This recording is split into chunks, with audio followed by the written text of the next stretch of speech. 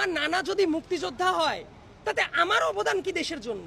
মনে করে যে কোটা দিয়েই মুক্তিযোদ্ধাদের সম্মান করা যায়। প্রত্যেকটা লেভেলের চাকরিতে 5%-এর বেশি কোটা থাকা পুরোপুরি অযৌক্তিক। কেউ এইটা বলতে পারবে না আমার কোটাটা প্রাপ্য অধিকার, সংবিধানে এটা কোথাও বলা নাই। আসলে আন্দোলন যেটা যৌক্তিক সেই ব্যাপারে সমর্থন থাকাটাই তো উচিত। আমি আমার প্রথম থেকে গত মাস থেকে আমি বিভিন্ন কন্টেন্ট বানিয়েছি, পত্রিকায় লিখেছি, এবং আমার কাছে মনে হয়েছে এইটা মানুষের রুটি রুজির আন্দোলন।